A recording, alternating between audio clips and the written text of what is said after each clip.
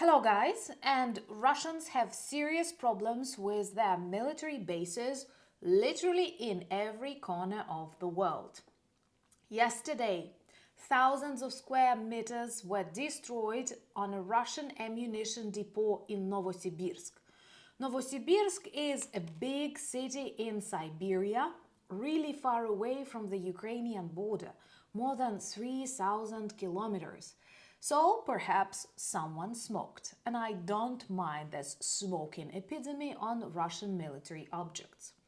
Satellite images from Syria illustrate that Russian army escapes from military bases they controlled there for a very long period of time. And these satellite images illustrate that they take away lots of their ammunition, including aircraft. Well, perhaps Putin's diplomacy failed. He tried to persuade various rebel groups that Russia desperately needs these military bases for the control of Middle East and Africa, but everybody knows you cannot trust Russia, and that is why they keep leaving the territory they needed so badly. So let's discuss what is happening on these military bases and why it is so important for the defeat and, of course, demilitarization of Russia. My name is Anna, I'm from Ukraine, I'm in Ukraine. Actually, I've just returned from Kyiv. We had a very serious air raid alert with lots of missiles flying to the heart of the brave Ukraine, but we continued doing our work and, most importantly, a successful NAFO transfer to the Ukrainian units. So subscribe to demonstrate your solidarity with the brave and resilient people, and of course to protect yourself against evil Russian narratives and various hybrid war techniques that they already use against your countries.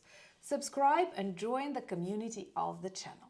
And let's start with this huge fire that destroyed 7,000 square meters on the ammunition depot in Novosibirsk. Novosibirsk is in Siberia. It is more than 3,000 kilometers away from Ukraine and potentially can become one of the main cities of the new country, Siberia.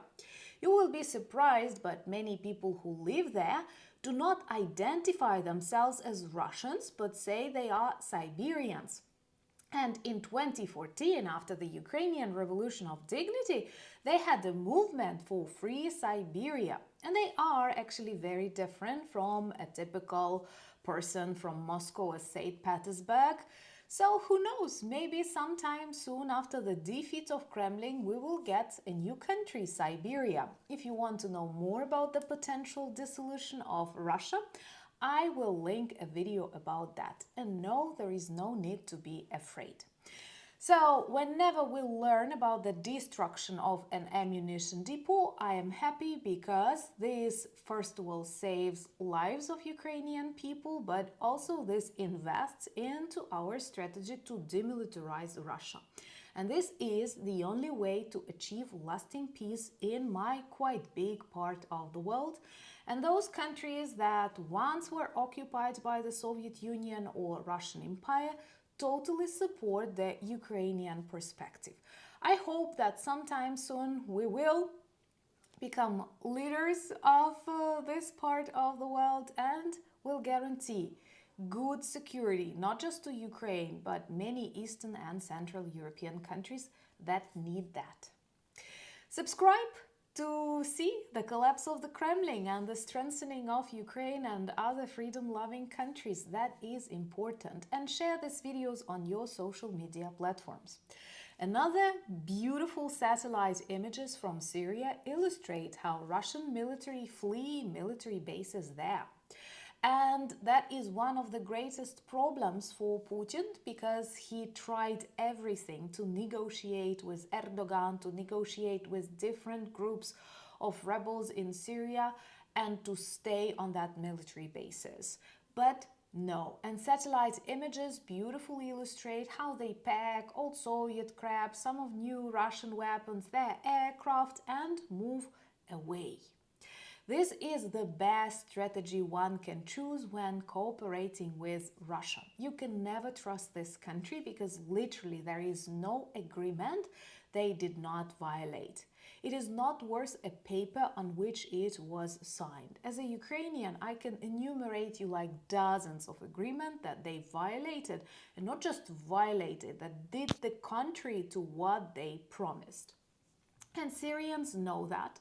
You understand that rebels who now control the country represent very different groups with very different values and visions of the future of Syria, but all of them agree they don't want Russia on the ground.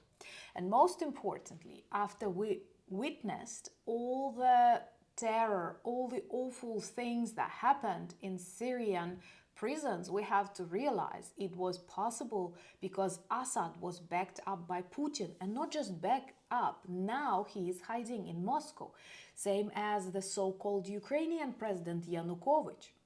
And that was the very same plan to control and annex Ukraine silently as Putin did with Belarus. And now these two fake, stupid, I'm sorry, dictators are in Russia, which is another proof. What other proof you need when looking for war criminals, when looking for this totally anti-democratic coups that actually Putin planned in our countries?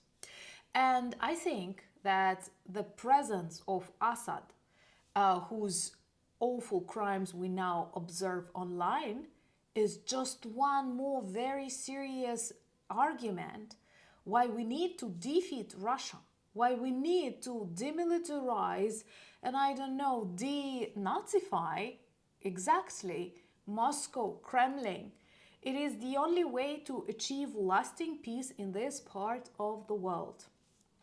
And I'm really happy that we work on that together with you.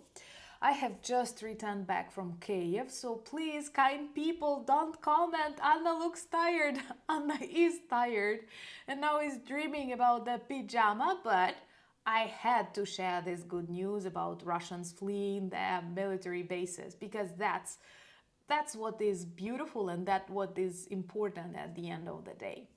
But soon I will share more videos, more photos from this beautiful NAFO convoy. We brought a truck and lots of drones, and these are Mavics, really cool, very professional drones. And I was happy to co-host the event, and I'm really honored by the NAFO community to be a part of this initiative. And all of that happened in the time of a serious air raid alert, one of the greatest air attacks Russia tried but failed, and most beautifully F-16s were protecting us. So literally, when you ask for F-16s to Ukraine, realize they were protecting us today as we were handing in your drones that you bought for the Ukrainian armed forces. And it was so beautiful and so meaningful that I even didn't feel cold when it was like -6 Celsius, and that is like 21 Fahrenheit. I even checked what that would be. And it was also very windy. And when it's frosty and windy, oh my God, you start feeling like a strong Viking woman. So sending you lots of love and gratitude for making it possible. Join me on Instagram. I've already shared some of the videos there. Also on X, on Threads, Discord and Blue Sky. All the links that you need are in the description of this video. Thank you for buying me coffees, drank a lot today, teas, and your beautiful messages. Thank you for becoming patrons and sponsors of the channel. Check our merch shop for lots of good items that work well as reminders and conversation starters about Ukraine. But most importantly, thank you for standing with Ukraine. Slava Ukraini!